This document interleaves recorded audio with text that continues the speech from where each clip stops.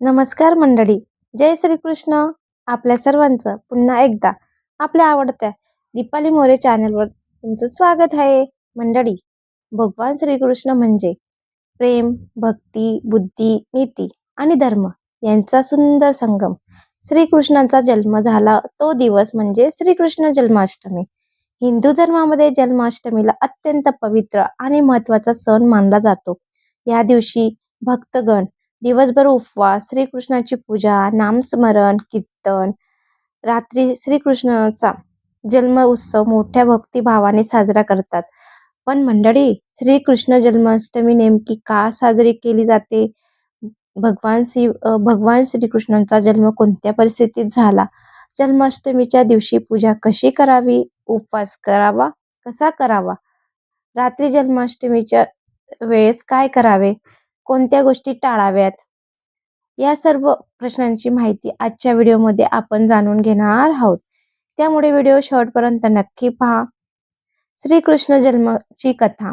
मंडळी, व्यापार युगामध्ये पृथ्वीवर अधर्म वाढला होता, अत्याचार वाढत होते आणि प्रजा त्रस्त झाली होती. मथुरेचा राजा कंस अत्यंत क्रूर आणि अत्याचारी होता.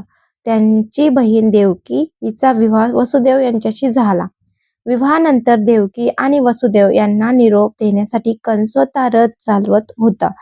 त्याच वेळी आकाशवाणी झाली, हे कंसा, ज्या देवकीचा तू इतक्या प्रेमाने घेऊन जात आहेस, तिच्या 8व्या पुत्राचा हातातून तुझा वध होईल. ही आकाशवाणी ऐकल्यानंतर कंस घाबरला.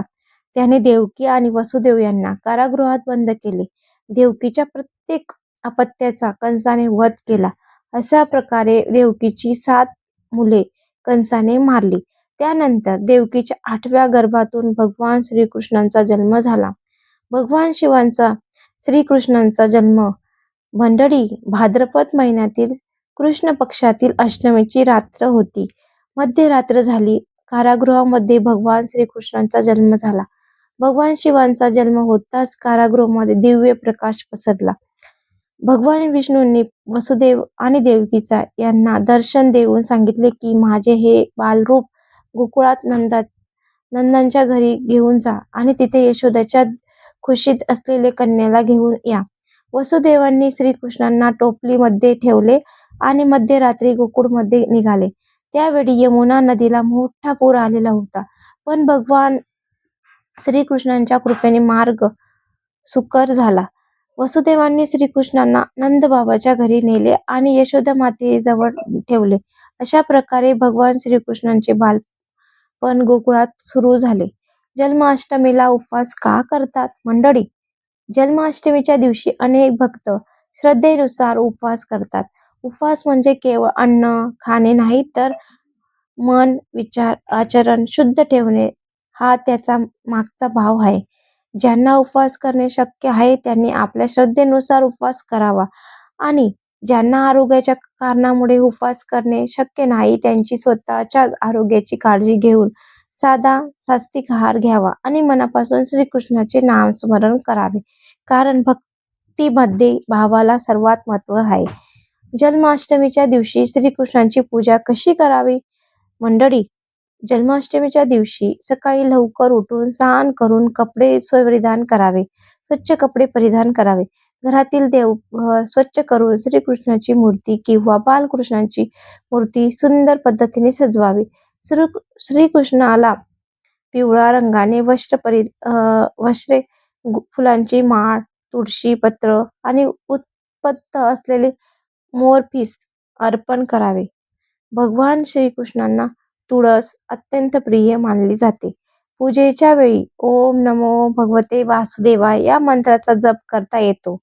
त्यानंतर श्रीकृष्णाची आरती, भजन, नामस्मरण करावे. मध्यरात्री जन्मोत्सव कसा करावा? जन्मोत्सवाच्या उत्सवामध्ये मध्यरात्रीचा काळ विशेष मानला जातो. शक्य असल्यास रात्री श्रीकृष्णाच्या जन्माच्या वेळी बालकृष्णाची पूजा करावी. श्रीकृष्णाच्या मूर्तीला पंचामृत अभिषेक करून स्वच्छ पाण्याने स्नान करावे. त्यानंतर सुंदर वस्त्र परिधान करून फुले, तुळशीपत्र आणि नैवेद्य अर्पण करावा. घरामध्ये उपलब्ध असलेली तर माखण, मिश्री दूध, दही, फळे इतर सात्विक पदार्थाचा नैवेद्य दाखवू शकतात. श्रीकृष्ण जन्माची वेळ झाल्यानंतर घंटानाद करून आरती करून श्रीकृष्ण असा जय घोष करून जन्म उत्सव साजरा करावा. अष्टमीच्या दिवशी काय करावे? मंडळी, या दिवशी काही सुंदर गोष्टी आपण आवर्जून करू शकतो. सर्वप्रथम भगवान श्रीकृष्णांचे नामस्मरण करावे. शक्य असल्यास भगवतीचे काही श्लोक वाचावे.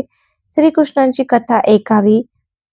भजन कीर्तन करावे. गरजू व्यक्तींना अन्नदान किंवा आपल्या क्षमतेनुसार मदत करावी. लहान मुलांना श्रीकृष्णाच्या बालरूपी ओळख करून द्यावी. घरामध्ये प्रेम, आनंद, सकारात्मक वातावरण ठेवावे. जन्माष्टमीला काय टाळावे? जन्माष्टमी हा भक्ती आनंदाचा सण आहे. त्यामुळे या दिवशी शक्यतोवर राग, भांडण, अपशब्द, नकारात्मक विचार आणि कोणालाही त्रास देणे टाळावे. पूजा करताना दिखावा करण्यापेक्षा श्रद्धा आणि सात्विक भाव ठेवावा. उपवास करताना आपल्या शरीराची क्षमता लक्षात घ्यावी. आरोग्याच्या समस्या असतील तर कठोर उपवास करण्यापेक्षा योग्य आहार घेऊन श्रीकृष्णाचे स्मरण करावे अधिक योग्य आहे. श्रीकृष्ण आपल्याला काही शिकवतात. मंडळी, श्रीकृष्णाचे जीवन आपल्यालाच अनेक गोष्टी शिकवते. भगवान श्रीकृष्णांनी आपल्याला सांगितले की संकटे आली तरी घाबरायचे नाही, कर्तव्यापासून पडायचे नाही, सत्य आणि अधर्म मार्गावर चालावे आणि सर्वात महत्वाचं म्हणजे आपल्या कर्मावर विश्वास ठेवायचा. भगवतीमध्ये श्रीकृष्णांचे कर्माचे महत्त्व सांगितले आहे. म्हणून जन्माष्टमी हा केवळ श्रीकृष्णाचाच जन्माचा उत्सव नाही, तर आपल्या जीवनात चांगले विचार, चांगले कर्म आणि भक्ती आणायचा दिवस आहे. मंडळी, भगवान श्रीकृष्णांचे बालरूप जितके सुंदर आहे तितक्याच त्याच्या जीवनातील प्रत्येक प्रसंग आपल्याला काही ना काही शिकवून जातो. घरामध्ये किती अडचणी आल्या, परिस्थिती किती कठीण आल्या तरी श्रद्धा, संयम आणि योग्य कर्माची साथ सोडू नका.